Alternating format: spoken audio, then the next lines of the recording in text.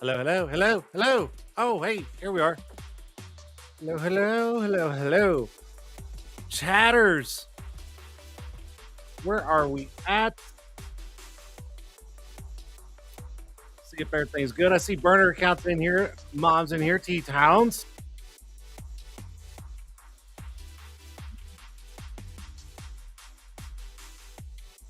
Are we good? Loud and clear burner account. You're on it. Where have you been? I'm just playing. Number love for you, burner account. Loud and clear. Things good. Oh my gosh. And here's the funny thing is last week I noticed my frames per second were a little off and I couldn't figure it out. And then after the show, I got notification that it was like borderline. I'm like, I wonder what's going on. Clear, but could be louder. Turn your stuff up. My shit's up all the way, so I don't know. Mary, welcome to the show. So I was digging in through a couple of things. I missed last week for the first time in forever. I know, burner account. Shame on you. You better have a damn good fucking excuse. So anyways, I was going through some settings and I'm like, why is my frames per second off? And I couldn't figure it out. And I fixed it. So hopefully this is streaming pretty smooth right now because I'm showing as 60 frames per second with the average render time. The render frame is 8.4 milliseconds. So this should be fucking smooth right now. It should be. Fucking fingers crossed. Every week it's something new, except again, right here, Instagram is supposed to be streaming live right now, and it's not. And I'm pissed. This right here. Can y'all see that? Anyway, I don't know why it's doing that. Had a hot date with a Swedish model. Shut up. Whatever. Oh. Mail order Swedish models do not count, burner. I'm just playing. All right, so if everything's loud and clear, man, this should be streaming pretty fucking smooth. This is awesome. This is the way it should be every single fucking week. So anyways, all right, Facebook seems to be working. YouTube's working. Everything else is working except for Instagram. Cool. Let's do this. Somewhere.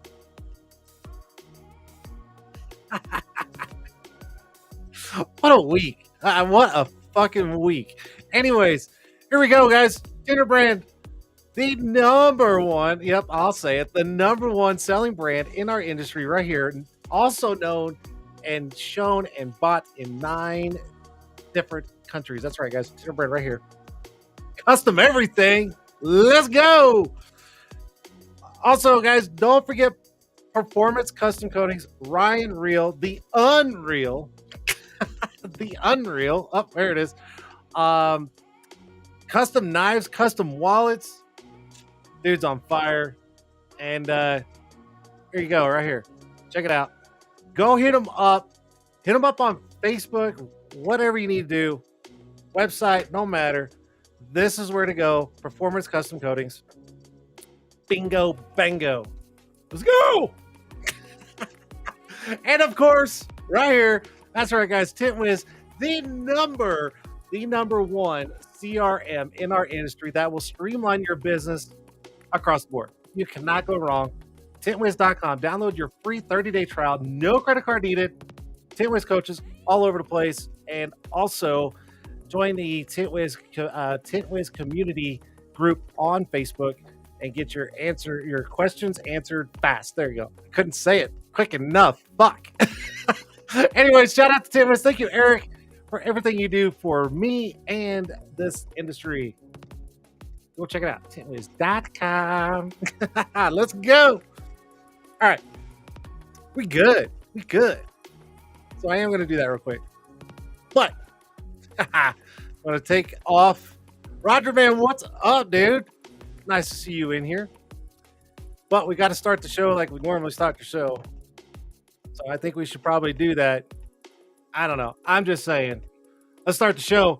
Let's keep that stream smooth. Ooh, let's do this.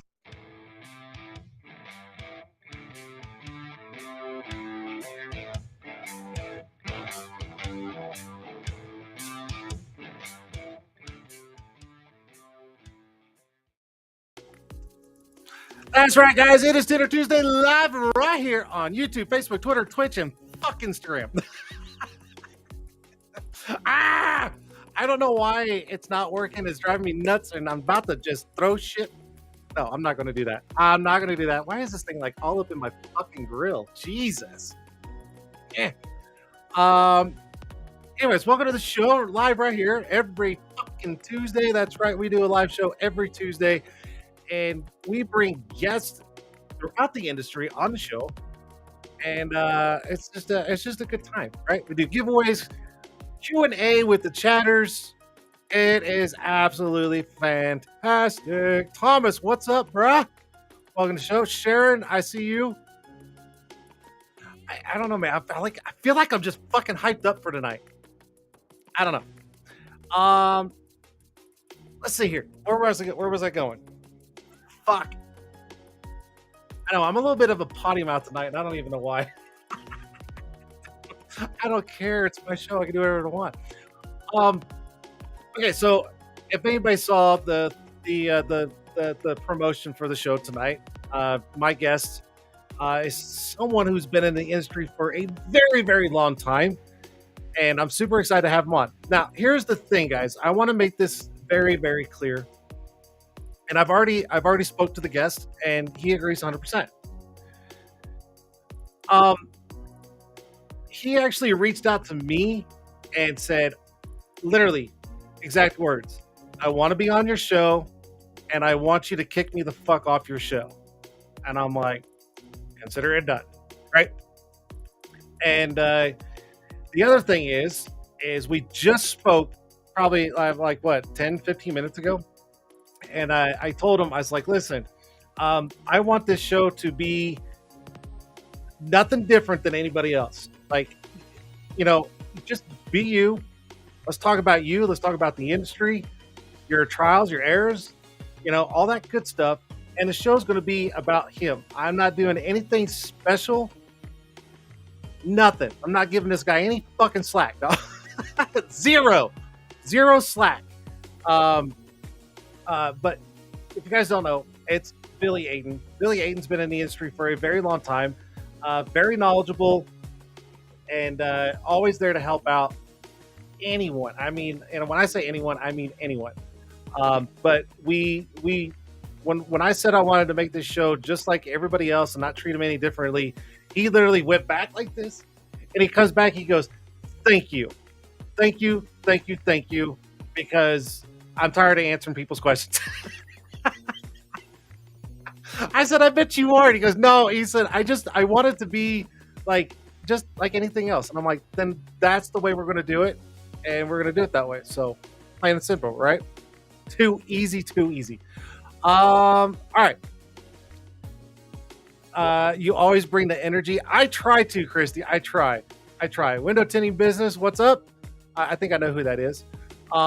Little hyper, but great guy. Little hyper, but he's a great guy. But that's Billy. Anyways.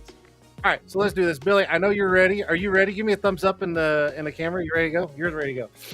All right, guys. So without further ado, my guest tonight is the one and only, the old man of our industry, right here, live on the show. It is Billy Aiton. What's up, Billy? Hi, guys. How you doing? Sir, I'm doing well. How are you? I'm doing all right.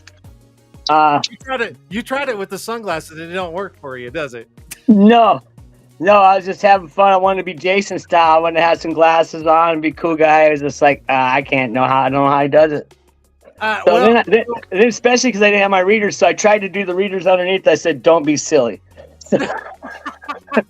Well, so here's the thing, though. I've got like so many different monitors facing towards me and two big, huge lights. It's super bright in here. So right.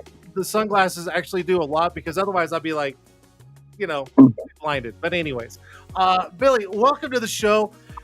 Thank you.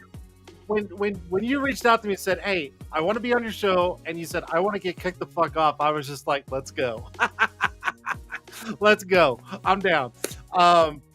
So let's do this. I'll pay attention to the chats. You don't worry about a damn thing. You just right here, like this. Okay. All right. So real quick, anybody that doesn't know you, which I highly doubt that, but anybody that watches the show from here on out, if you want to give a quick spiel of who you are, where you're at, name of your company, stuff like that, how long you've been tinting, and then we'll kind of move on from there. It's simple. Started tinting when I was 15, basically to start retooling windows. In '84, the laws were changing. So people had to put on legal tint. So I did it. Then whenever I went down to the tint shop, it says, "Hey, do you have a driver's license, any experience?" I said, "Yes, and yes." "You got a job." So I started prepping windows, and just here I am today, 40 years later, out of Scottsdale, Arizona. Been running my business for 26 years. I did a lot of management, upper management, even some GM stuff. And when I went back to go to work for somebody, Tom Foster, rest in peace, he said, "Billy, back your car up, load it up." And that was 26 years ago, just a week ago. And I loaded up my truck with everything what I needed, all the boards, all the displays, about 15 boxes of film, and said, "Let's do this." And it just took off, got so busy. I didn't want to have a real job anymore. I was like, "Hey, this is like real job. I don't want to. This is the reason I'm getting away from this." So I set this car dealership up and stuff, and just kind of started doing my own thing, and found a wife and got married. That changed everything. So here I am, still. Don't ever make a woman mad, you guys. She'll marry you and make you pay for it the rest of your life. I will. Will you come say hi to everybody? This is my wife. Absolutely. Tell her to say hi. Hi, everybody. Hello. She's been my rock. She's been my anchor. She's been everything. And she's looking forward to all of you guys, meeting all you guys at the show. She's met a few of you at the Tint'er battles last year, but she's always been kind of one of these, this is your family. And she loves the fact that I have a family to run to whenever that, you know what I mean? Got the tint family thing. Absolutely. Absolutely. Well, I still plan on kicking you the hell off my show, but I will be nice to her, and I'm not going to do it because I don't do that to females. But you're getting kicked the fuck off my show. I don't care. Bye. Love you, baby. So Billy, long time in the industry. I mean, you've been, dude. You're probably tinting windows with rocks. I mean, I'm sure. What is this? The price lower than competitor, flexible and convenient order management panel. You need to leave. That is a bot. So we'll get rid of that. Anyways, I get weird shit. Okay, back where I was.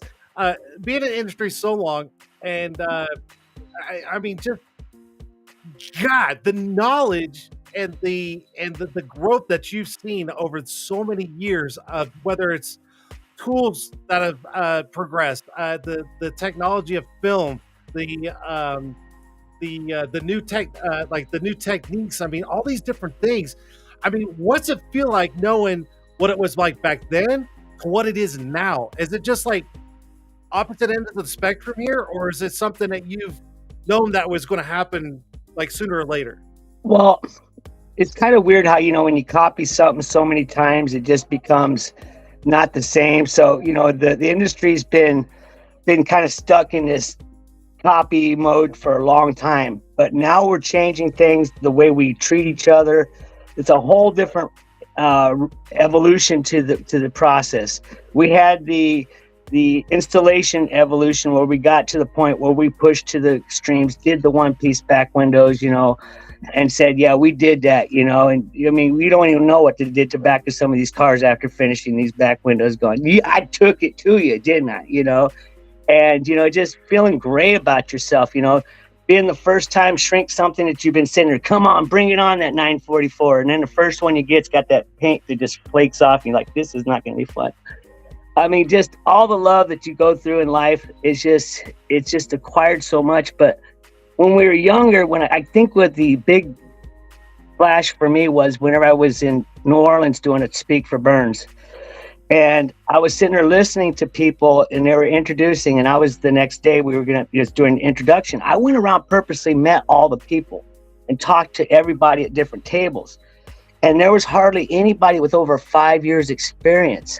This is a good and a bad thing, but at the same time, it's a great thing because all this growth right now, and they're all interested, and they're there for flat glass only.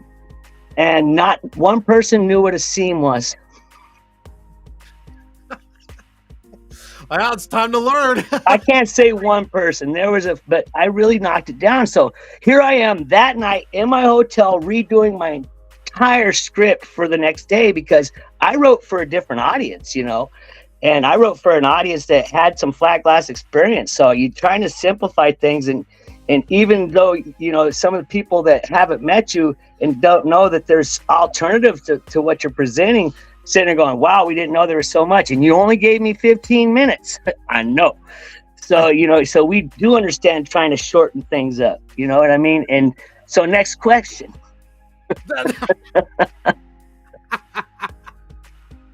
Oh, Billy. He said, next question. No, I'm sorry, just for a joke, inside joke between us. Yeah, it's an inside joke. No, the thing. I mean, I know. Okay, it's so hard to get this out and not make it sound stupid and repetitive. But I've seen you at many events over the years. We've hung out, we've talked, stuff like that, and I see, and believe it or not, I mean, I've watched you from a distance. I kind of watch people, and just your engagement and the knowledge that you present and give out to all these other Tint'ers that maybe either struggling or something they don't know or something new. It's mind blowing to me of how long you've been into the industry and how much is up here, because dude, I can't even retain half the fucking phone calls that I made yesterday. And here you got how many years of experience, and it's all up here. And you just here you go. So it's mind blowing to me. It's the main reason we're here, is a chance for people to ask some questions. I was like, look, you guys gonna have many chances to pick my brain, so pick it as much as you can. I mean, it's even the hard questions, even the dumb ones are can have the best answers for someone else, you guys. I mean, absolutely. I've done some of the stupidest shit out there, you guys. I'm serious, I'm not going to be proud, and I'm not ashamed of anything I've done out there. But some things, we have cut rubbers, and you would what the hell did you just? Yeah, we just gutted that shit. It's going to scratch the window up anyways. Why would you want it in there, And the car's sitting there rattling down the road. It's a 78. Just cut the rubber out. They will never notice it. Bottom load that sucker right from the top. Don't have to pull no sweeps. You know what I mean? It's just... Yeah, I mean, we've all been down that road before, and I'll just admit that you've been down there a little longer than a lot of us, but that's all right. The NT cutter won because it had the lockable blade. It did. That's right. So when you're gutting, you need that lock, because otherwise that blade just pull right out the side, and the next thing you know, your entire blade snaps off and you're screwed. So. Oh yeah. Yeah. Mm-hmm. Yeah. I've had blades slip out numerous times, and you learn really quick. This came in the mail. Which one's that? Is that the one you? Merry Christmas, shitter's full. Yes. So Roger, those are some of the knives that Roger Mann gave out on the show when he was on, and it was so funny because when we were talking about the knives and stuff, and he's like, yeah, this one needs to go to Billy. And I was like, yes, send it to Billy. So that's really cool. I'm glad you got it. You guys understood, and we're not going to go there, how appropriate that is right now, because with this many people in my house, and sometimes I'll sit there going, why is my bathroom full? I got the master bathroom. What? You're not expecting someone to be in there when you open the door. We don't even have a lock on it. You're like, oh my God, Open a window, turn a fan on, something, Jesus. You got a flag on, thank you. It's just flying out. And so here's something for anybody that watches this or anybody that's watching it now. If anybody doesn't understand Billy's like his personality. This is the way you are, like, all the time. This is the only way I know you. At any event, I mean, if anybody was walking into an event and didn't know who you were, they would soon find out, because that's just that's you. You're full of life, and that's what's that just, dude. That's Right. awesome. I love If I it. could translate that to my text and not misspell and proofread, I'd probably be pretty popular. I don't know how you guys do it. I don't even know how you get through some of my texts going, why do you even send that shit? I can't read it. How do you expect them to read it? I don't even know what I said. I will be 100% honest. When you message me, it takes me about 4 or 5 tries to decipher it, and then I finally catch it, and I'm like, now I know what the fuck he said. Okay, get it. Okay, an N, a C, or a B, I think, can be spaces. Okay, because I will hit them instead of the space bar. So that big long word, look for the N's. Yes, Those are spaces. That's one long ass word. and it's so funny, because I'm just like, what the hell is this guy telling me? And I have to sit there and read it, a couple of times, and I'm like, I think this is where he's going. And then when I answer you, you're like, yeah, and then you'll continue on. I'm like, oh, thank God I got that right. Woo! Yeah, I feel bad.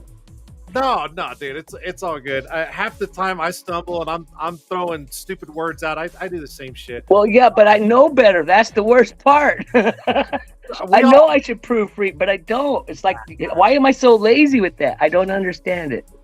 I send some of the stupidest shit out, and then I go back and read it, and I'm like, and I'm like texting back going, hey, disregard that last text, and this is what I meant. So it happens to the best of us. All right, so I want to talk to you, with as long as you've been in the industry, and the growth. What is probably something that really stands out the most, that's had the most impact and growth in our industry over anything else? The camaraderie, the coming together, watching the family become a family, watching them sit there and stop recognizing that, yeah, this may have something different than the other knife, but it cuts, it makes money, it does everything the same as the other knife does, even though it doesn't have any printing on it. And we're all the same people. Most of us have so similar backgrounds. I mean, Haas and I, so many people, same story over and over again.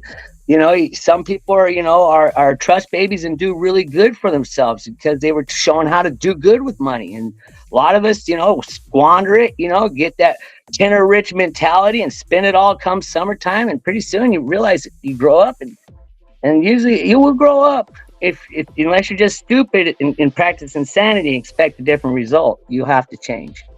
So it happened about 25 for me. So about 10 years in. It hit me too the same way. Trust me, I'll admit it. I was the young buck back in Oklahoma, and I was living it up. I was just like, man, I got all this money. I just started pissing shit away, and then it took me a while to realize, like, oh, I really got to fucking grow up. And right? I trust me, I've been down that road. We all got to figure it out.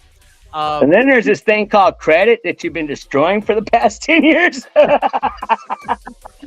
So you just don't instantly wake up and go, yeah, I'm going to be a good boy. And no, you got to work your way back up. Absolutely. Absolutely. And the how you're talking about the impact of the industry of everybody just getting along and helping more, that growth is beyond, like, over. I mean, let's look at this. Even just 5 years ago, it was good. And just within the last year, it has gotten way better, with everybody just getting along and helping each other, and putting themselves out there to give advice or anything like that. That has grown so much, and I don't think it's ever going to stop. Right. And I think recognizing the fact that there are better systems, there are better Tint'ers out there to you, to recognize, to implement those things, because that's what everybody does to become the best. They succeed. They look at the best. So, and what do they do differently than the most? And there's only a handful of ways that these top guys are tinting, but you see so many different ways of people coming at it. So I would like to see a board come together and have more of a consistent way of doing things, so it's kind of more on track. How much soap for weather, humidity, everything. Because how you guys do things in Colorado, not the same as we do down here. It's not, you know. No, and just one thing that is really different across the board with every window tinter out there. I mean, all over the U.S. is something so small that we don't all think about is just your slip solution. I mean, everybody's going to have a different slip solution. Everybody's going to be different. And that is probably one of the biggest things that I see come across is, hey, what's a good slip solution? And then there's so many people going, well, it's this per ounce of water or per gallon or whatever. And it's like, dude, just because it works for you doesn't mean it's going to work for the other person 5 states away. Right. So when people chime in coming from that state going, hey, listen, I live in the same state, and because of humidity or heat or, you know, whatever their environment is, they can help each other out and they get a better result. So what is it like 40? That is perfect. Colorado Springs, 42 degrees. It's windy outside. You do an exterior. What just happened to your water on your window? What did it do? It turned to what? It turned to like slush. It turned to slush, huh? It's like at 32 degrees. Bullshit. 10 degrees above. The wind chill on glass is a totally different beast. So, like, you know, if the manufacturer to spend more scientific time so we could get a ballpark for what's best for longevity and everything, you know, if it is to the point where it's like you just don't do exterior during certain times of the year, we just don't, you know. No, so absolutely not. I actually had I had a certain individual who's a window tinter and literally questioned me yesterday if they could do flat glass with it being -6, and I'm like, I would recommend not doing it. I would not. And I was like, as soon as you spray that window, it's going to literally freeze up on you, and it's going to be slushy and hard. It's just not going to work. If the hose water even makes it to the window. That too, yes. So, you know, it's and here's the thing though, is that window tinter doesn't really do flat glass at all.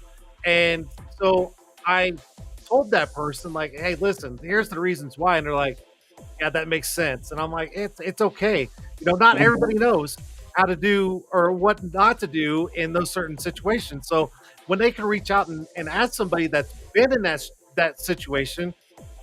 Yeah, you're doing blackout and the sun's on it. You better put some cover, get some cloth, put it on the outside. You can't see through blackout anyways.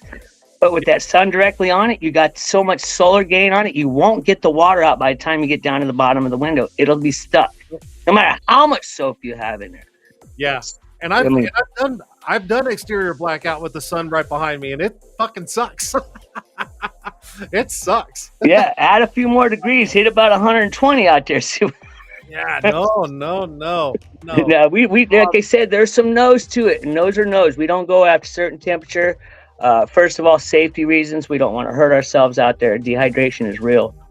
You know, so. No, it's really cool that, you know, because let's be honest, on some of these window tint groups on Facebook and stuff like that, you've got your small little batch of guys that think they're just, you know, God's gift to window tint, and they'll bash anybody new. And it's like, why are we doing this? What are you gaining from that? Nothing, right? Why not just help that individual out to get them to that point where they're not asking questions? But I mean, let's be honest, everybody's going to have a question at some point or at another, right? But yeah. I hate seeing that. I fucking hate seeing it. But it's never going to happen. Sometimes it's kind of funny when you see a guy running a tent school and he goes, hey, I have a problem with this window. Can you have some help? But I run a tent school, but can I ask the group for free help that I'm going to charge people for later when you guys help me figure this one out? Yeah. I have a hard time not going, dude, really? Hey, trust me, I keep my mouth shut a lot. I just kind of like scroll past it because I'm like, I'm not getting into this. I am not getting into it. No, I'm not an admin in any of the groups anymore. I don't even know how to get into the groups. I have to go through like regular membership style. And I was all confused for the first week because I took myself out of the admins.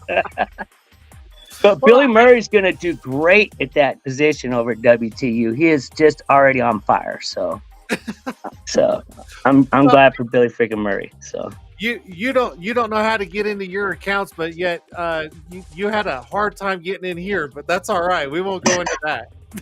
I had to have them remove me from the one page, and then one day I was like, I can't find it. Oh, good, they found out, figured it out. I'm not there no more. Oh well, I had to deal with it. Yeah. Yep. So where are we at on timeline? Because I kind of got something to show some people. Hey, listen, this is your show, so if there's something you want to show, go for it. Speaking of Billy freaking Murray, he has a little tiny museum. This was the second knife ever made for window tinting. It is small, it is effective, but it's very fragile, and it needs improvement for sure. And I was told to go improve it by the guy who made it.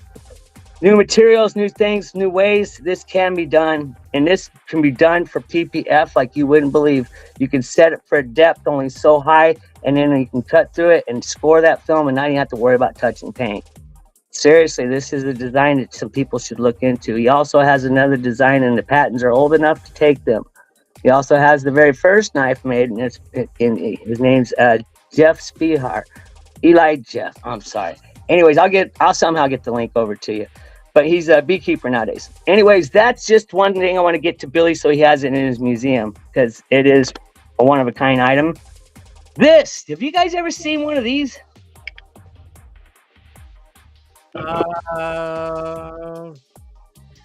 It's a 3D scanner, measurer, laser pointer. It'll scan the entire room. It can picture scan and everything. You can even use a picture scanning. See that little thing right there? I have not got to figure this thing out, and I have to read the instructions, and that's a lot. But it's got more function and I know what to do with it. And the laser part's really cool because I use it like a regular major tape, and I've used it once just to see if it worked. I'm going to rewrap this, and I'll put it in here. And this will be going to, not from me, but to the donation, whatever donation pile is going to go into raffle off. This is a $300 device, brand new. I won it. It was free to me. I just watched the video and they said make a comment and you can win. So I ended up winning a solar panel, this 500 watt Jackery thing, a nice freaking. I got a laser printer cutter thing. This $3,500 in packages for making a comment saying I love my Jackery, because I have a little tiny one my wife bought me. So I said that and I won. So pay it forward. I think that would make a wonderful gift for someone in the architectural field that could learn how to use it. You can measure from way up there, but I don't know the distance on it. We did max it out the other day at like 100 feet.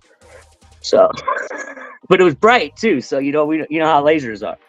Yeah. So, but it's a really cool device. You can scan rooms out. You can actually do. It measures curves. It measures all kinds of things. I haven't even got to play with it yet, but I'd like to get that packaged and over and sent to the right person. This isn't about me. This is about going back to somebody else.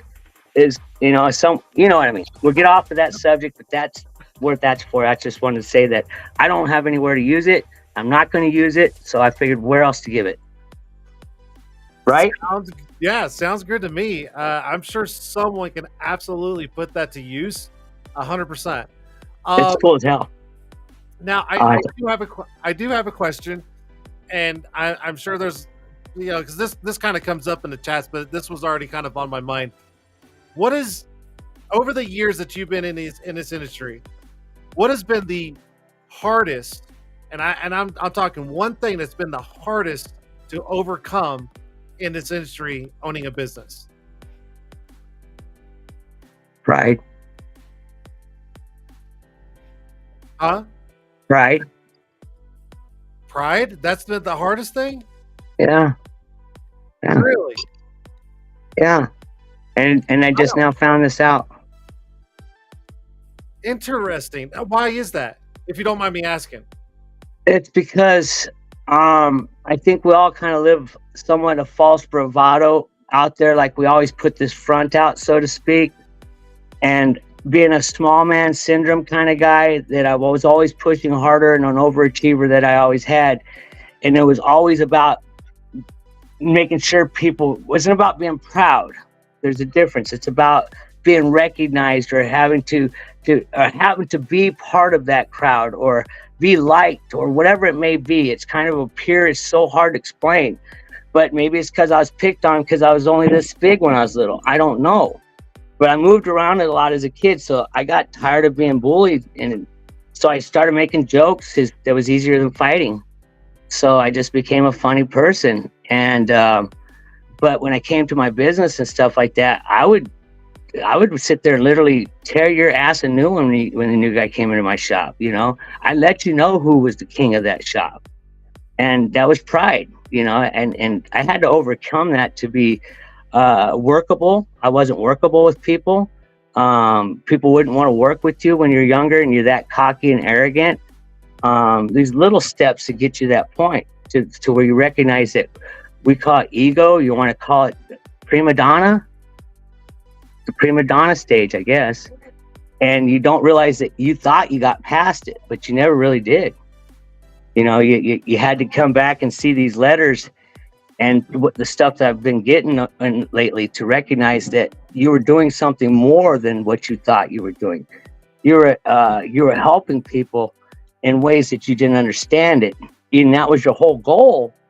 But, why was you doing it? Was he doing it for fame? Was he doing it for recognition? No, it never was. So, like I said, the pride thing was sitting there recognizing that issue it's really hard. I don't think pride's the right word for it. It's just something about I have a legacy. I think that's it. Not knowing I had one, and to see a legacy form right in front of your face that you've been going on and on, just living and stuff, and then to have it put in front of your face like that, it's hard not to become, look at me, I think more like, wow, I did that, and to keep it in check, make sure I don't become that arrogant, asshole. Look at all the letters I got. I don't want to be that guy. Look, I got, a list of people telling me, going back, some people saying some odd stuff, and I say, I don't remember it that way. He goes, that was the wrong choice of words. We really haven't. And having good conversations about some of the stuff I'd done for him 10 years ago. Some of them date back even further, that are calling me up personally on the phone because my phone number's been the same for 30 years, So you get these phone calls and, you realize that you help make people who they are to this day. And I don't want to lose perspective of why I was doing it. I don't want to become that arrogant bitch. You know what I mean? So I'm just happy that I did. And it's really cool having this legacy. And in a couple of days, everybody will kind of understand more what I'm speaking about. But I can't say it. If you understand what I'm saying. This is kind of one of those things I've been asked not to say a thing until they announce it. But there's a big announcement going on. Right. And, kind of going off of what you just said, I really honor what you just said because I see it. I went through it too, just like what you were just talking about.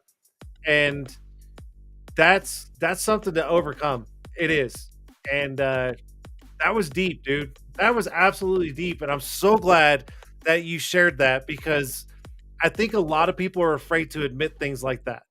And that's, dude, you nailed it. I mean, shit. I'm almost speechless because I don't know how to fully react to that, but I get it. I have a feeling I'm just gonna all of a sudden go blank. Get the fuck out. I mean, I could. No, I won't do that. I really, as you were talking, I'm sitting here like reminiscing back in the day when I first started tinting, and I'm like, man, everything he's saying, like I can feel that, and I remember all of those feelings that you were talking about, and I'm like, shit. Fuck, Billy's deep tonight. I mean, holy cow. But dude, you nailed that. And I love the fact that you were able to say something that has real true feeling and not something that is like, a technique or something like that, or something that's totally off of what would be a challenge, because that's deep. That's your own personal challenge. and that's hard to admit. Right. Yeah. And it was kind of just something that, it's like doesn't come to you till it hit you. I think it's a beauty of age, you guys. Just really something about getting older. You get wiser. So damn, I just want to flip this desk over and go, show's over. Get the fuck out of here. You guys have. I'll be honest with you. I have you guys to thank for this growth. 100%. Being able to recognize the differences between the different systems in the world and stuff, and even from Australia and stuff like that, how those guys are you guys are going to Australia, they're so spot on down there. You're gonna sit there and go, they're gonna turn your heads down there. I've talked to a lot of guys down there, and these guys, they do their shit down there. So you guys be surprised what you see down there. You're gonna enjoy yourself. Have you gone yet, or is that already? No, there's a group of them that left actually today. So I am not, because I already have places already lined up. So when that got announced, I was just like, I can't go, because I already have promises to other shops. So it's okay. Right. It's all good. I'll fly. It's all right. I'll fly. It's all good. There's many more to go to, right? So absolutely. Going back to your time in the industry, what's been the biggest accomplishment of your time in the industry? Not what's going on in the industry, you and your business. What's been the biggest accomplishment for you? Honestly, just when I went to sell my business and I started contacting my customers and clients, and that's rough, especially some of them that have been around for 40 years. How do you do it? Do you lunch? Do you do a text? Do you call? So you find out whenever you go and say, hey, listen, I need a favor, and can you rent me a place? And they're like, well, what's it for? And I tell them, he's like, you got to be kidding me. Does Daryl know? And this is one of my property management. So we have the entire 11th floor. It's going to cost me $250 for a certificate of insurance. That's all it's costing me to get thousands of square feet of space with the 11th floor, with the view of the entire city. And when the sun goes down, we go down to the party town. You guys can. I don't think I'll be able to make it that long, but we go right to across the street, and there's the cityscape and all the places everybody likes to go to, so they can get down and get boogie, But we're going to serve some food up and have a good time. And if it wasn't for them, I don't think we could have such a wonderful view. But it's because of the 20 plus years of relationships, baking those cookies, making those simple old fashioned ways that they say are antiquated and stuff like that are sometimes so overlooked to what they see. They're like, oh, you made them cookies. You made them cookies. You didn't buy cookies, you made them. And when you put yourself into that, they recognize that, you know what I mean? Even the owner of the company would chase me off, but I always dumped off the dark chocolate in his office, and I knew what he liked, but because he didn't like it. For everybody had to eat healthy at his place, but we always got that chocolate in. But those little things, they add up over the years, and telling them all this stuff and seeing that, hey, listen, Billy, you bring on your next owner and we'll show them what we have lined up for you. There's $70,000 on one job this summer to be done, so why is the problem with the price, guys? Quit, so I'm not going to argue. I'm going to introduce you to the job itself and walk you in and show you 7 other people within one day. And you're going to this are your clients. You look up on them and you look around the city and you see your work everywhere you go. That's, you're on the top of the hills. You're in the Hilton. Now I'm sounding like one of those pride ego maniacs, but it feels good, even though it might only be 200 square feet of glass, but you're up on top, you know what I mean? And those look really good on your camera, so it's a great portfolio shot, but the fact is that you only made $1,000 off of it, and that's just because it was frost. It's simple stuff. They don't want their neighbors seeing it in their bathroom. Big deal. But, it looks good, right? That looks good. So, and I've always, and the fact that the real main thing is I've been able to raise my family. My wife is going to have only like $150,000-$160,000 left on the house. That's only $1,400 a month payment. she could Uber that fancy van I bought her for two weekends a month and pay her bills, plus the survivor benefits. And looks like we're adopting Marley because his mom just ain't making it. That's $1,800 from the state and whatever. I think one of the two she's going to get. So she's going to be able to pay her bills and pay off the house and have, this house I don't want to mention, but I picked a good zip code that really went up in price over the past 20 years. I did good. So she's going to be set up when she goes to retire. The kids, they're all raised well, and, they're doing pretty dang good. They got their teenage problems like everybody else. I raised 7 people's kids that aren't even mine. And I did all that on tinting.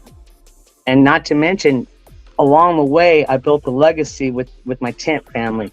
And that's, it's all of that. That's my pride, my biggest accomplishment. I think you did fantastic over the years. I have nothing but good things to say about you, Billy. I mean, that's it. Yeah. When you see me out in the woods, hunting, I'm not, working, if I worked full time, Jesus, I'd have the money and the Rolexes too, but I chose not to. It's a lifestyle choice, and that's what I called my business, a lifestyle business. Hey, I'll be honest, Rolex watches are overrated. That's just my opinion, but whatever. Better carry insurance on them, because the wristband still breaks, and you go through Vegas. What? I think you're just I think what you did over the years, and everything you've accomplished and provided for everybody is just phenomenal. And I know anybody watching this will absolutely agree 100%.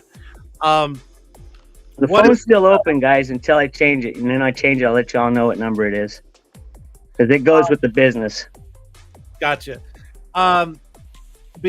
Okay, I know we already talked about the whole camaraderie of in the industry, but what is something that stands out that you think needs to be changed in our industry? Is there anything that needs to be changed?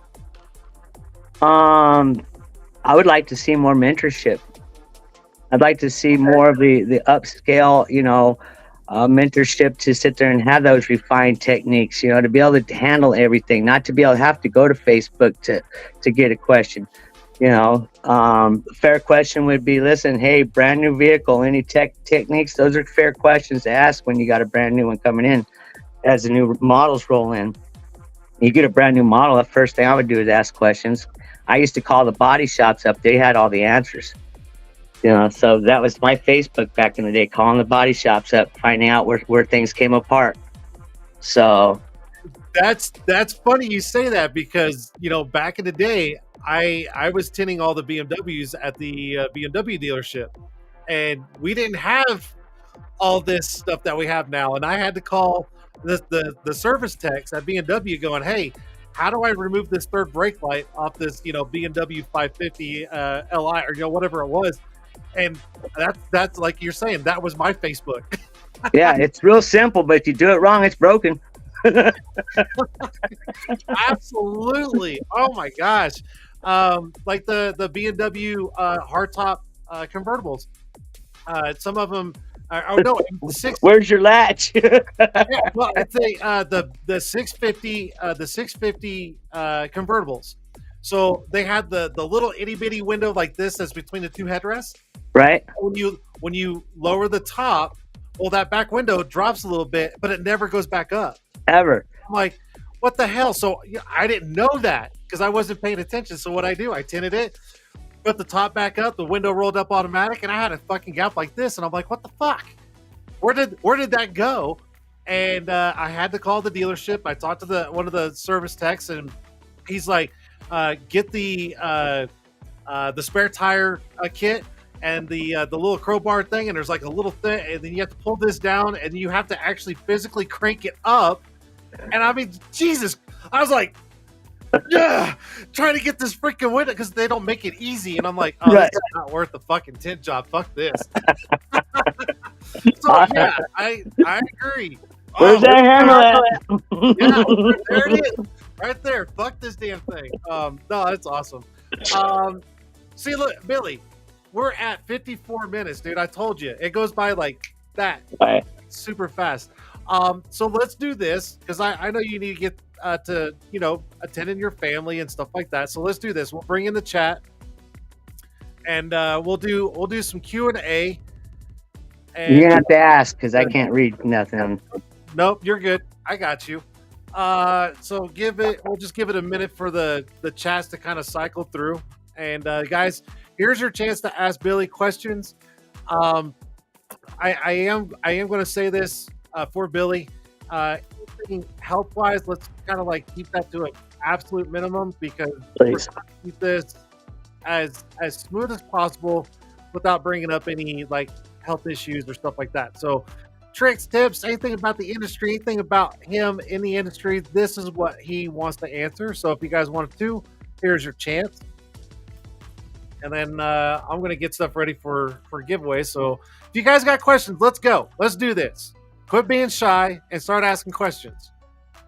Otherwise, I'll kick you all off. Oh, this is awesome. See, Thomas is good. Thomas asked, any regrets or anything you would have done different in your career? I wouldn't be who I was if I did. The butterfly effect, you guys, and just the little given moments, So no, I can't, Every trip, every little flaw, every little time you've had weird stuff happen to you, no. Some weird shit's happened, but yeah. Yeah. Let's see here. I'm grabbing them as I go here. Let's see here. What is the best trick you can share? Auto or flat? Pick one. Get away from your hard cards when it comes to shrinking. You're just smashing adhesives. The adhesive melts at a lower temperature than the film does. So you'll actually get that adhesive hotter than you will the film before it starts shrinking. Something that's been around for 90s. If you guys can dig up some old Formula One catalogs, it has a lot of information about temperatures and what temperature PET melts at and stuff like that. See, aren't you guys glad you came to this show? Oh shit, I need to go back to this. Let's see here. Jordan, what has been your favorite event? I'm pretty sure he's talking about window tint events. Oh, wow. I'd honestly say of all of them, it's hard like picking music. But if you were to say genre, it would be Tint'er Battles #1. Because it was the time when everybody was able together and see that there is, love, see the love in the air. I think that's, especially it's like that's the first time I met you. That's true. That is true. Slamming beers and tint at the same time. Can't go wrong. Fuck no. Fuck no. And then every one of the window tint conferences have always paid off. I've just never not had a good time. Every time I'm around my tint family, I've always had something beneficial.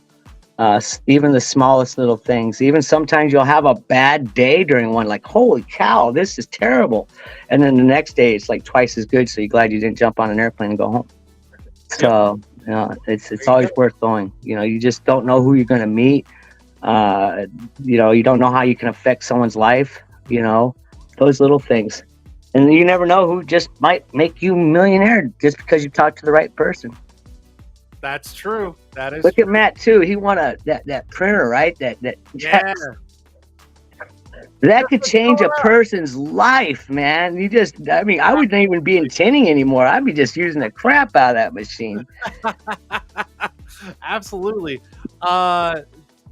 Tim Johnson, what was your first squeegee you used? They were the black turbos. They were regular rubber, real rubber, and the regular squeegees. Before they were actually anything, the architectural wise, those black regular squeegees you buy at Home Depot, that's what we put it on. And when you got the water out with one of those, you were done. And we didn't have bubbling, believe it or not. So you tell me what went different. They didn't change nothing. John Little says, what does Billy hoard while eating dinner with you? Oh, hot sauce? No idea. Is it hot sauce? Yeah, probably. I don't know. Love hot sauce. Probably take all the hot sauce, don't you? Yeah, it's like I can drink it. So love it. God, no. Kelly John, tips on where and how to start bidding commercial flat glass. One more time. How to get into flat glass? Yeah, tips on where and how to start bidding commercial flat glass. I would first of all start looking, go where places that they're going to look. Change your wording and how you get found, because you're going to have to do some Google searching, because they do have different ways. Auto tint, if you just put in window tint, you're going to get a lot of automotive coming at you. Looking towards flat glass companies, because they're going to need one glass replacements. You need to build relationships with them. Property management, like I just mentioned, property management companies, they always need the windows. They got a new, someone's got blinds. They don't want blinds anymore. The blinds have scratched the film up. They need replaced. They look terrible looking out. You go in there and you start relationships with them, and just got to keep there and make sure you show up and be there. If you're really bored, the sun sets on the west and it comes up in the east. So don't work the south and north windows, guys. Work the west side in the morning and work the east side in the when it's going to, so you get the most sun effective. When they can't see through the door and customers will walk in, they can't even identify who's walking in, bad guy, good guy, selective clients. You reduce that glare so they can see before they come in. It gives them an advantage, privacy, protection of their interiors. The non-reflective films right now are so great because they have such different performance levels that are just as high as the reflective. They don't have a mirrored look towards it, so you don't have to have your windows stay clean all the time like you would a dual reflective, because you know how dirty mirrors look. They look terrible. Plus, it actually will reduce any of your mistakes, because silver is going to show grinding marks that aren't even your mistakes, or dirty tempered much harder. So start getting into the non-reflectives that cut out more heat, gain your margin profits are much higher. That's how you need to start bidding. Get away from the dual reflectives unless they just absolutely love them, and then charge them as a premium, because now they're actually a premium because they want them instead of need them. So I don't want shoes, right? No, we need shoes. But why do people pay $150 for Jordan instead of Walmart $20-$30 shoes? They're both shoes because they want them Jordans. They're made in the same damn factory probably. So so just those little things, but look for where the flat glass is put on. And another big one is tenant improvement contractors. Okay, they're the ones that have got the contracts in their hands, and they're always going to need. We got a job saving my ass this month. 600 running feet of 4-foot band frost. It's very affordable film, and it's just 35-foot long windows. Just cut and dry and go. And you do that through property management. So again, those types of deals are the best places. Don't go to body shops looking for flat glass. Don't go to auto shops looking for flat glass. I mean, just think about it. Go where flat glass is needed. Architects, good luck. They're hard, but go to these lunch and learns for architects. But get to know your shit first, because if you don't, they'll pick you apart, and they're very dot their I, cross their T type of people. So, but when you get into the architects, you're asking retail prices and they're tacking it up on top of you. Trust me. So I get good money off them guys. Yes. Mm-hmm. Yes.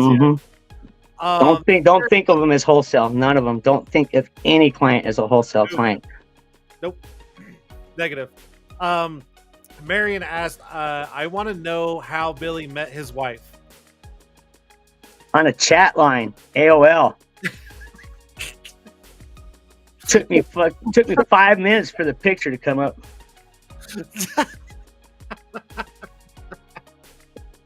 On a good old dial-up, there you go. It was like 1.5 G card that I fit in the side of my laptop. The Verizon card. Oh my So god! Did it have the little antenna where you had to pull it up like this? Yeah, I sure did. Yeah, you had to move the thing just right to have that signal. So Oh god, we're starting to show our age, Billy. No. mhm. Next question, Thomas. If you didn't get into window tint, what do you think you would have ended up doing with your life? If everything was on course, I'd probably been flying one of them jet airplanes around. My ASVAB was 130. The IQ was way up there. My math scores, my vision, my height, my build, plus my ROT experience in school. They already had me set up to go fly in there because, they like smart kids and I had the right build. So there's a good chance I could have flown, but life got in the way. Here I am. Hey, that's all right. I trust me. I did the ASVAB. I went to the military.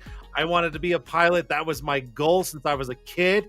And I get there, and after I took the ASVAB and then I did the whole physical, they brought me in the room and it's like, you cannot be a pilot. And I said, why? Oh, your ASVAB score is perfect, but you're colorblind as fuck. And I'm like, yeah. That was it. So like, you gotta have perfect vision, man. I mean, the path gets narrow. So and I hit the numbers, so I was lucky. Yeah. And I literally looked at the guy and I said, but why? Why does colorblindness? He said, do you think we want someone up in the air flying a $3 million jet or however much they are, and you have to land, and instead of landing, you hit bomb and you bomb the town? Like, we don't want that. And I'm like, okay, fair enough. So they didn't want me hitting the wrong button. So I'm like, okay, all right, I'll let that go. So that's super funny. Let's see here. Jesse, I walked into a tint shop one day and they had squeegees and a bucket of water. Why is that? I knew a guy used to put all his film in a bucket of water. It didn't make him any better.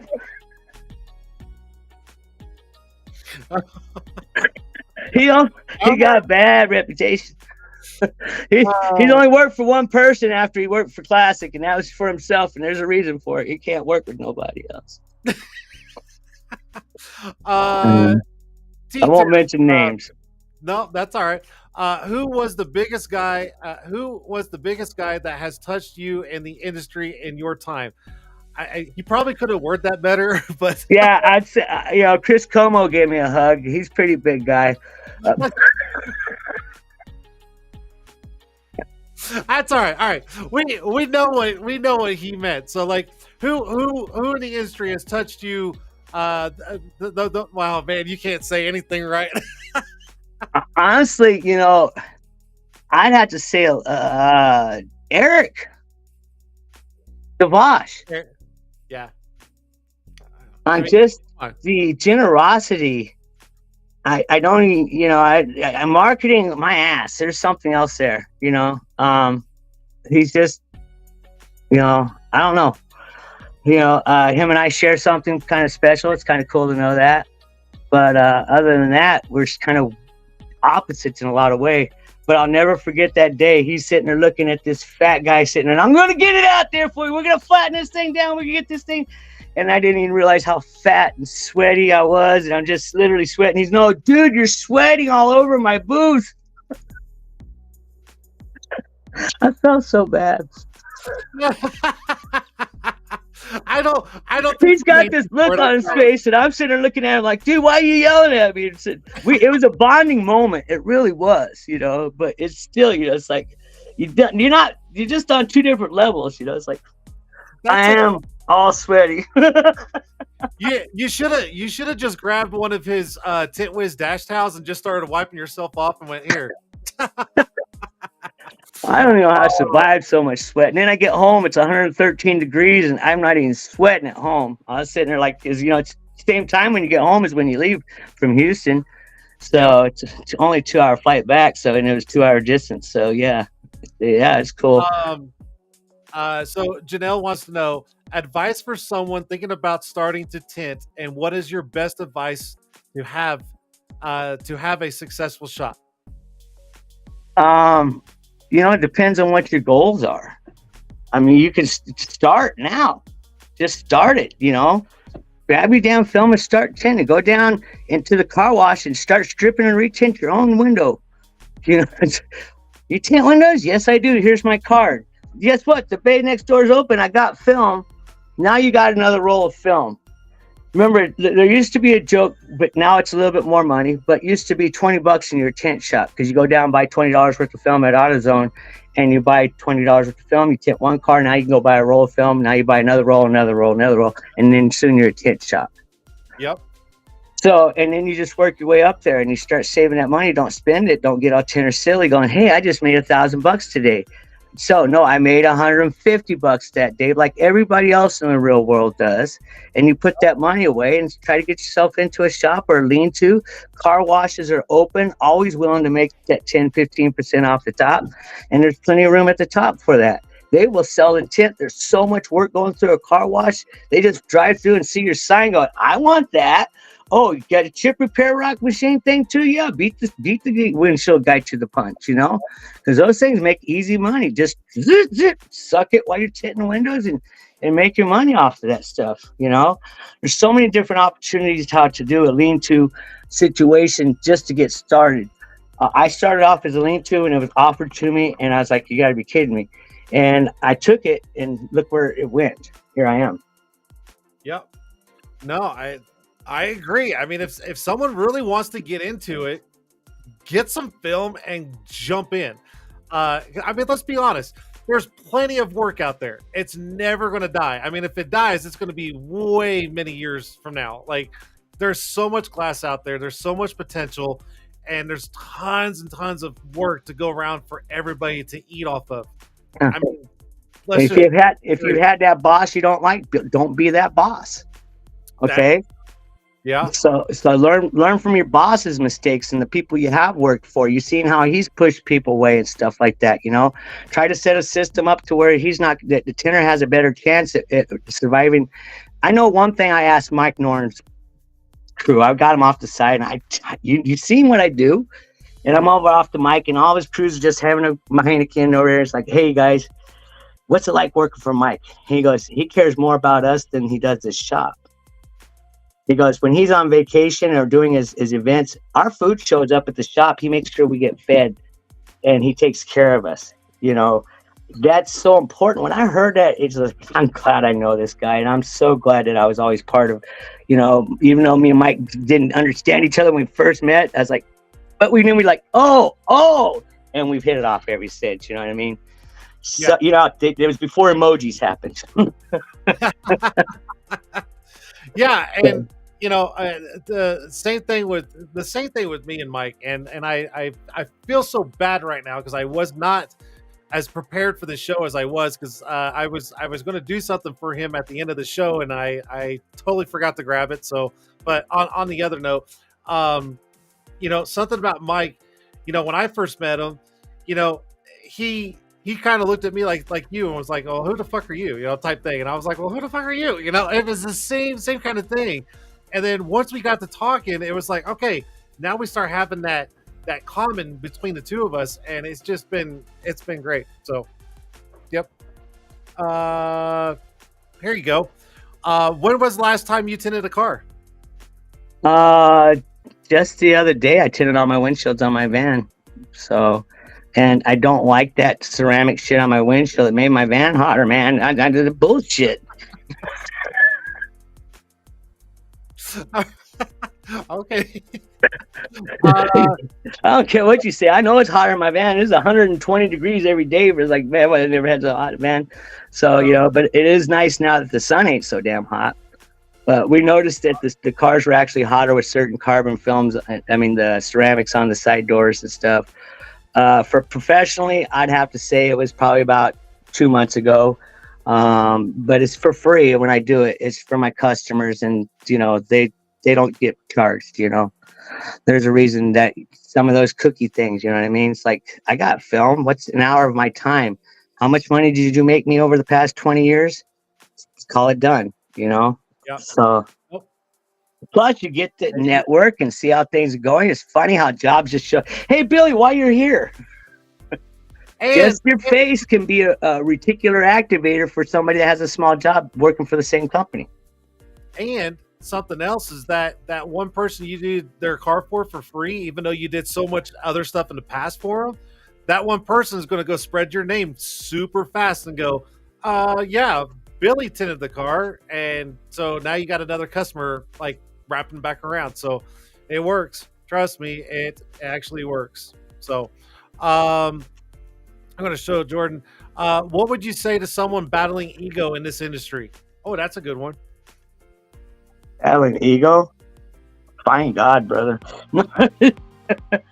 No, I really don't have an answer because that's an individual thing. So individual, you know. I can't answer someone else's ego. I don't know some people's ego is that deep, you know, and some people they don't even understand what ego is. They're that oblivious and narcissistic to the world. They have no idea what it is. So it's beyond them.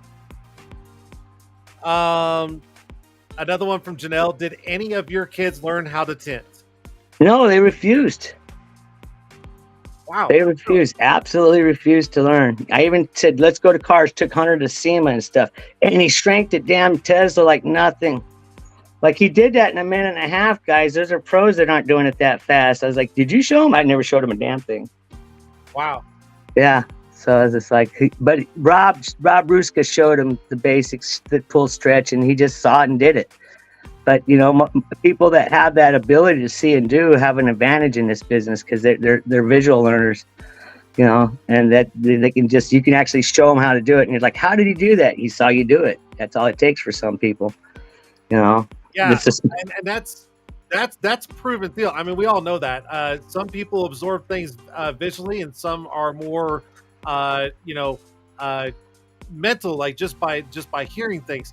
I have to physically do something to really grasp it. And then also, it's hard for me to read, like if I was given something and someone's like, here, you need to figure this out, read the instructions. And I'm like, I can't read the instructions. I can't do it.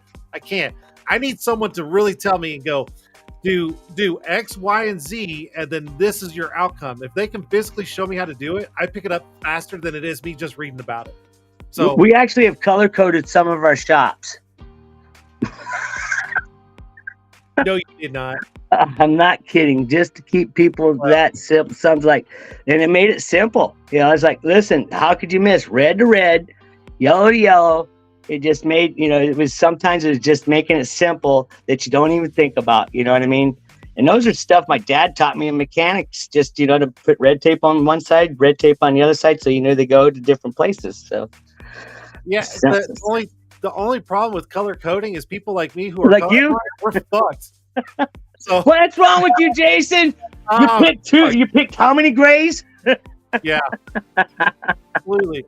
What does it take to become a master in your trade? Time and not willing to settle for your best ever. Your best has never been your best. If you did, you settled. That's where you stuck.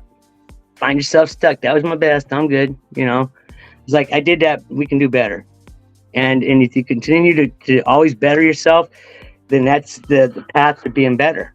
If you just remember to say, oh, that's good enough. Hey, that works at that shop or that shop. What works for you and what works for that shop? Mom and dad said, don't worry about what works over there, you know. And little Jimmy's still over there, still living at home at mama, you know, but he got spoiled like hell. Meanwhile, you know, he ain't living at my house. So that's for sure. What's the largest project you ever did?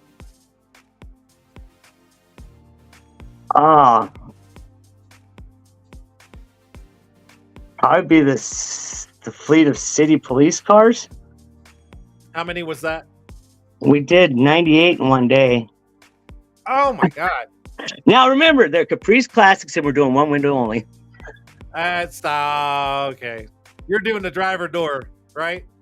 No, we really was only doing the back windows only. I love people telling them I did 98 cars in a day. Like, you shit me. Nah, we cut 10 at a time, and they were literally off the railroad track, not even PDI'd. I wasn't even supposed to be on them that weekend. No one even told me. So, but we knew where the keys were, and they were lined up all the way down off the railroad tracks, just as many as you could see. And I just kept opening up the doors, and you can only cut 10 patterns at a time by hand, otherwise it gets too thick. And so we cut 10, and then you kept those in the shade because you left in the sun. They do weird shit. They were shrinking before we knew about heat gun shrinking. So film would get weird sitting in the sun up there. So yeah. So yeah. Do you feel like you started your own business at the perfect time? For me, yeah. Because I was, but it dates back to stuff we're not talking about right now. So, which dates back to the 30-year beginning of why people see some of the stuff they see on me. So, gotcha. But yeah, I had to figure out what I wanted to do with life, and it was a chance to have that lifestyle and go out and go hunting and find who I was, find out who Billy Aiton was, and still make a living. You know what I mean? And do it well. Come on, you guys, really. I go out and tent it back in the day, make $1,000 in one day. That's not that much, you guys. That's only 5 $200 cars. Back with so really back in the day, we were not that hard to do 5 cars. So you got you put $800 in your pocket. How many people really make that type of money in the real world in 1996 and stuff like that? So that's just one day. I'd work a couple of days a week, and I was like, I'm heading off to La La Land. Here I come, and I'd go visit and go ride the rides or go to roller coaster parks or go deep sea fishing. I did what I wanted to do. So. Right. I think we already asked this, but I don't know if Christy caught it. Your greatest accomplishment? I told you, raising a family and raising a family and creating the legacy I did. I think the coolest job I did was probably working for the Bee Gees. Yeah, because when I was a little 8-year-old kid, I could hit the notes. I could do Staying Alive, you know what I mean? And I love that movie, you know what I mean? Saturday Night Fever. Come on now. Who didn't like disco back in the mid-70s when you're just a little tiny kid? Yep. So one day I found myself tending the drum stage for at the MGM Grand for the Bee Gees, and I got to meet 2 of the Bee Gees that day. So it's kind of cool. And I didn't go fan nuts either. I just sat there and he talked all in English and everything, or Australian, whatever the hell they were.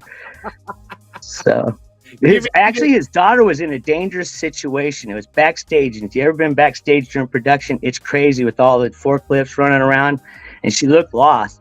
And I'm in a special area so I can do these things. I'm in a safe spot. And I said, young lady, you might want to stand over here, right over here, because it's not real safe right there. And so she come over and started asking me what I was doing. And she says, yeah, my father's in the show. And looking at her like, yeah, you're like 6, how old's the Bee Gees? Here comes this tall, skinny, Maurice. I'm like, whoa! And my brain's going, whoa! And I said, I'm sorry, sir. I just thought it was safer over here. I didn't mean to bring her over. He goes, I appreciate you a lot. And she goes, come, my love. And they took off. So then we had to go. Then the HBO guy and the MGM guy are pissed at each other because, the curator, because he wants that tent off there because they got one more show in wherever the hell they were going. And he didn't want the tent because they don't have the HBO special. And they want to see the brother because one of them actually plays the drums. So they wanted that film removed that night. So okay, so I got tickets to go to the backside. We had to go all the way up to the penthouse, grab them. And that's when I got to meet the second one, and Bill Silva from Bill Silva Productions. And we got, and we said, sorry guys, we can't give you the tickets anymore. We got bumped. Bill Clinton showed up and bumped the entire row. I got bumped by Bill Clinton, the President of the United States, for the show. So we got the card to go have a good time. It's told to show up at midnight. We showed up midnight. Big guys with little funny ear things said, you ain't going back there. So we said, we out. So they never got their film pulled off. Wow. We'd have 4 gallons of denatured alcohol. We was ready to go to town. Oh my gosh. At midnight. Oh my gosh. Yeah. So that's the coolest story I got. Yeah, no, you've done a lot of stuff. Come on, you've been around. Yeah. All right, so here's where we're at. we're at an hour and 25 minutes. So, dude, I mean, I could sit here and talk to you all night, and I'm sure everybody would love to hear, a lot of stories, but we're going to do some giveaways, and let's do this. So I just got to get a new piece of paper. Hold on. Good, because I'm talked out. Yeah. I know you are. My pen. All right. So let's do. I'm gonna.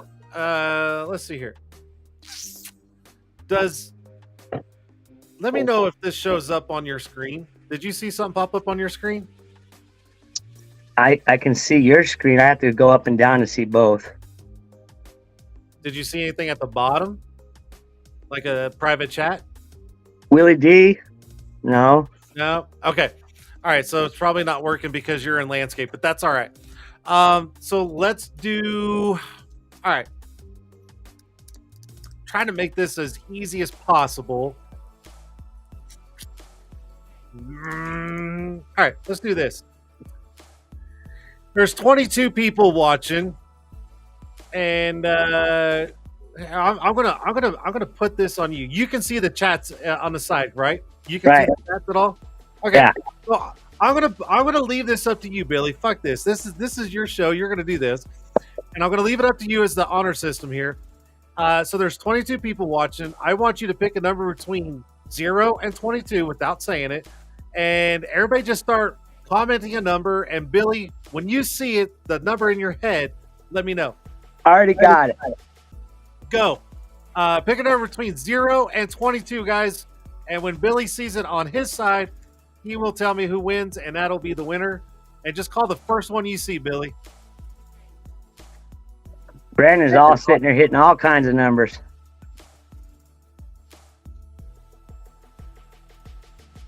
0 and 22, guys.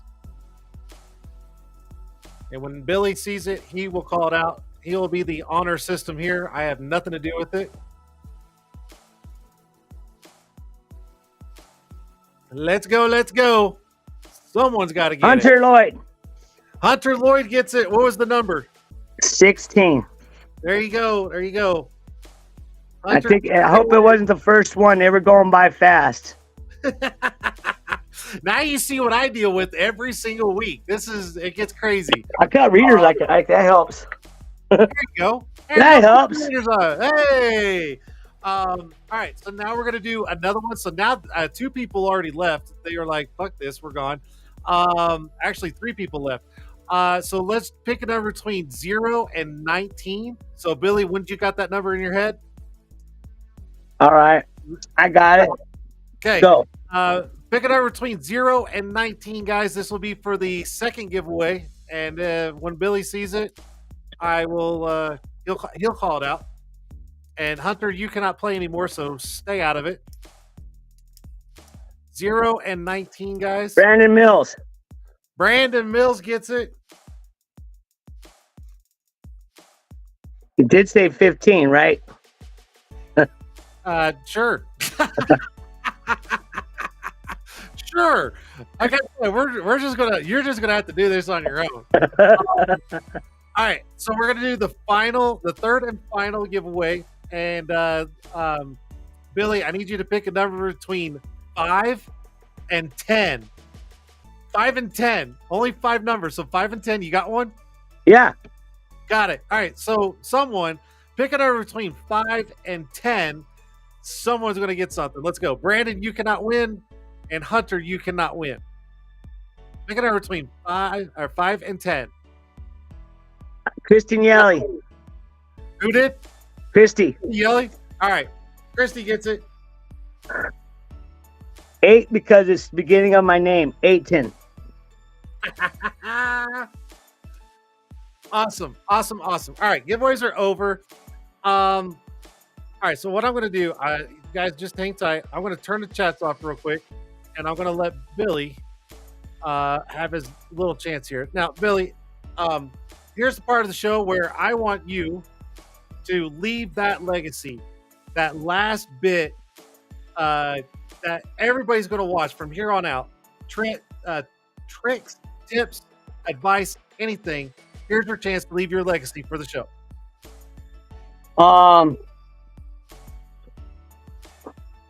Your worst window will lead to your best window. I mean, you got to get through the worst day to get to your best day. So remember that. Awesome. Nope, I agree. You got to get through the bad things to get to the good things. I agree. Yeah, we used to call it take the good with the bad. You're going to get those days where you can strip film off and it just comes off like butter. And there's other days you're like, son of a...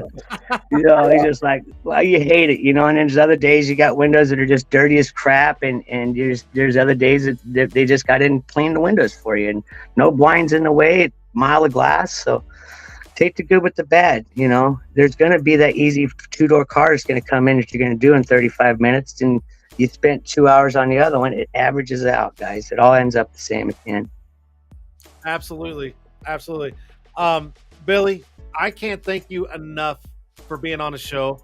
I definitely praise you for everything you've done in the industry, everything you've shown all of us, everything you've accomplished in life. It's absolutely phenomenal. And I think the world of you. And that's it. I mean, that's it, dude. I think you just need to get the fuck off my show. All right, Billy. Have a good night, bud. Good night, guys. Out of here. All right. So I'll bring the chats in real quick if you guys want to say anything. So Brandon, I'm going to answer your question about the conference. As of right now, there's a good possible chance that he will be there. He is waiting on confirmation. So just to answer your question, I saw it earlier. I just I kind of wanted him to kind of do his thing. Something else, guys, and I appreciate you guys literally keeping this to a normal show with any other guest, because he wanted that. I told him I wanted to kind of keep it simple and clean, and he's like, thank you so much, because I got tired of answering people, and I think we nailed it. Billy did an awesome show. And so yeah, there we go. Fuck. Something about next week.